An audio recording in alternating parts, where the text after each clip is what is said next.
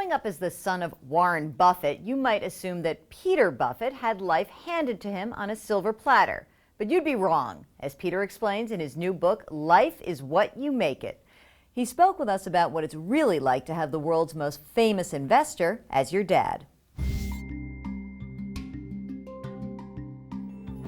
As we all got older, people would say, specifically, to me, they would say, you're Warren Buffett's son, you're so normal. And I thought, well, why wouldn't I be? And it's because of how I grew up. I mean, my dad still famously lives in the house that I grew up in. There's no fence around the house. He drives himself to work. He's almost 80. He drives himself to work just like he did in 1964 and every year after that. And so, we never saw anything other than a guy that loved what he did and worked hard around the house, And so growing up was, in fact, surprisingly normal. Did you ever feel the pressure to follow in Dad's footsteps? Well, I will say yes and no. No in the sense that specifically no. But he always, as well as my mom, they always said, do what you love. That was critical. And so really, my dad and I do the same thing. We do what we love. And that was where the pressure came in. It's like, don't settle for anything other than your passion if you're lucky enough to find it. I mean, that's part of the hard part, My dad famously says, enough to do anything, but not enough to do nothing, which is kind of this Yoda-like thing. I kind of like that.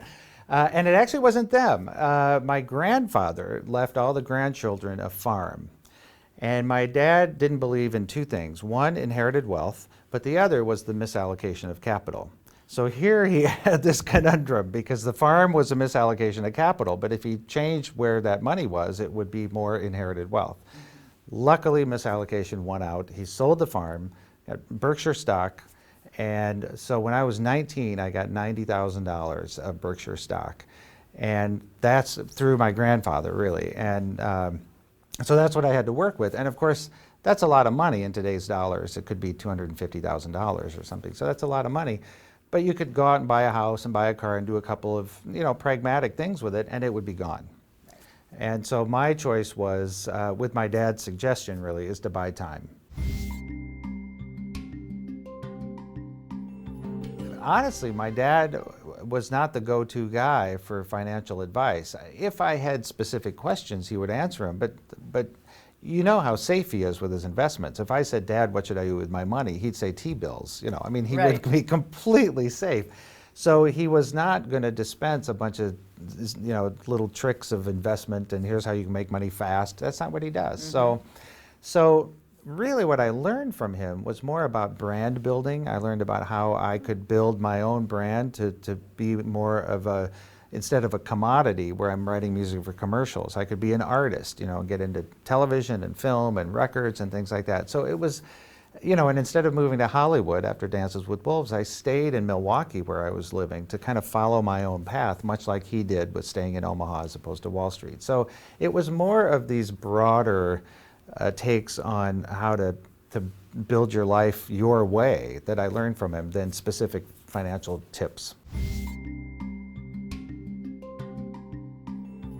And my parents were kind of priming the pump to see how we all took to philanthropy, and we all really enjoyed it, and it is a huge responsibility. Again, it's right out of my dad's playbook. If you invest in an undervalued asset and you just let it grow and let it do its thing, that the market will catch up and recognize its value, and you'll get a huge return. And to me, that's an adolescent girl in the developing world. And wow. It's extraordinary, really, what happens when you invest in girls.